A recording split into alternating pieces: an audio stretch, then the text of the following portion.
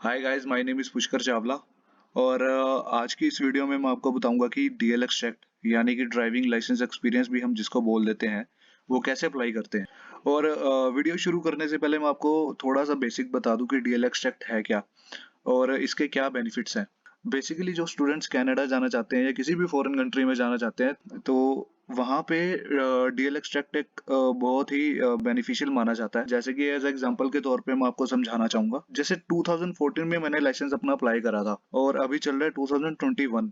तो यानी कि मेरे को टोटल 7 इयर्स का ड्राइविंग का एक्सपीरियंस है इंडिया में। तो ये जो टोटल 7 साल का एक्सपीरियंस है, इसका एक लेटर बनता है जिसको हम डीएल एक्सट्रैक्ट बोल देते हैं। तो अब मैं आपको बताऊंगा कि डीएल एक्सट्रैक्ट कैसे हम ऑनलाइन अप्लाई कर सकते हैं और ऑनलाइन अप्लाई करने के बाद इसको कैसे आरटीओ ऑफिस से निकलवा सकते हैं। तो पहले हम जाएंगे परिवहन.gov.in पे और ये हम गए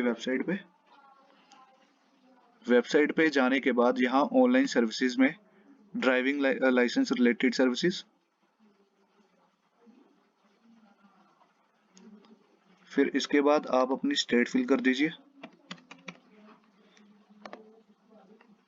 और स्टेट फिल करने के बाद यहाँ पे ड्राइविंग लाइसेंस में जाइए, services on DL. Services on DL में जाकर के आप देखेंगे यहाँ पे 11वें नंबर पे डीएल एक्सट्रैक्ट की ऑप्शन है, तो उसको कंटिन्यू कर दीजिए। तो यहाँ आप देख सकते हैं कि जैसे पहले आ रहा है ड्राइविंग लाइसेंस नंबर, तो यहाँ हम अपना ड्राइविंग लाइसेंस नंबर भर देंगे।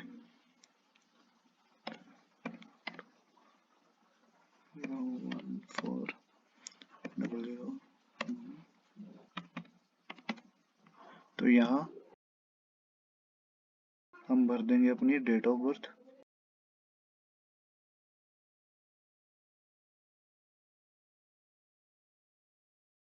डेट ऑफ बर्थ भरने के बाद ये category of the driving licence holder है। बेसिकली इसको ज़रूरी नहीं है यहाँ पे इसको फिल करना, तो फिल कर भी सकते हैं। जैसे कोई डिप्लोमेट है, फॉरनर है, तो वो फिल कर सकता है, वैसे कोई ज़रूरी नहीं है। और यहाँ हम कर देंगे get DL details. Get DL details करने के बाद ये एक फॉर्म खुल जाएगा आपके पास। फॉर्म खुलने के बाद यहाँ नीचे आपको आएगा confirm that above driving licence details are mine. यहाँ पे करेंगे yes. Category of the driving licence holder जैसे मैंने पहले बताया था कि जरूरी नहीं है भरना इसको। यहाँ पे हम पहले भरेंगे स्टेट। आरटीओ यानी अपनी सिटी का जो आपका आरटीओ है वो सिलेक्ट करें, अपनी सिटी भर दें और कर दें प्रोसीड। तो सबसे पहले तो आप देखेंगे मेरे पास ये वाला फॉर्म खुल चुका है। ये वाला फॉर्म खुलने के बाद यहाँ पे मेरे से पूछ रहे हैं कि मोबाइल नंबर अपडेशन, तो यहाँ पे आप अपना मोबाइल नंबर भी भर सकते हैं। तो यहाँ पे पर्सनल डिटेल्स में रिलेशनशिप विद लाइसेंस होल्डर मेरे फादर है, ठीक है। फिर उसके बाद क्वालिफिकेशन, फिर एम्प्लॉयर कैटेगरी। एम्प्लॉयर कैटेगरी में आप एनए भर दीजिएगा। अगर कोई एम्प्लॉयर कैटेगरी है आपकी, जैसे आप एयरपोर्ट में है, डिफेंस में है, तो आप वो भर सकते हैं। तो ये सब करने के बाद यहाँ पे आपको एड्रेस पूछा जाएगा। यहाँ पे आप अपना एड्रेस भर दीजिए। स्टेट मैंने भरी हुई है ऑलरेडी। तो यहाँ मैंने डिस्ट्रिक्ट भरा, डिस्ट्रिक्ट के बाद तहसील, फिर उसके बाद विलेज। विलेज भरने के बाद फिर मेरे को अपना भरना है एड्रेस।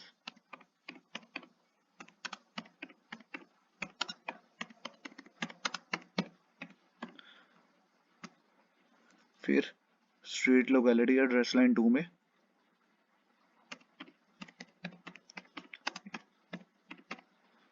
फिर उसके बाद पिन कोड भर दीजिएगा।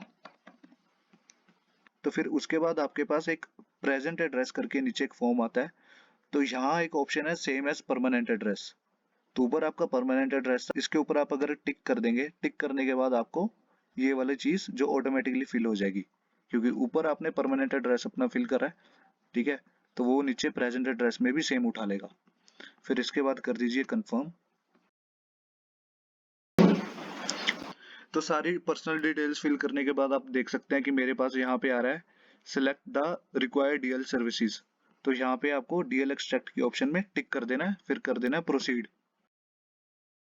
तो गाइज मेरे पास ये वाला अभी पेज खुल गया है और ये वाला पेज खुलने के बाद मेरे पास नीचे ऑप्शन आ रहा है select reason for extract of DL details. तो यहाँ पे मैं रीजन दूंगा मिसलेनियस का, क्योंकि मैंने अभी नया बनवाना है इसलिए। तो यहाँ पे अगर जिनका वैसे खो चुका है, जिन्होंने ऑलरेडी बनवाया हुआ था डीएल एक्सट्रैक्ट और खो चुका है वो फिर लॉस ऑफ डीएल भी भर सकते हैं। फिर एंटर रीजन मैनुअली में आप ये ऑप्शनल है, आप भरना चाहे तो भर सकते हैं, अगर नहीं भरना नहीं भी भर सकते। जैसे कि मैंने अगर भरना तो मैं लिख दूंगा यहाँ पे फॉर पर्सनल यूज, यहाँ पे कंफर्म करने के बाद यहाँ पे एंटर कैप्चा YREM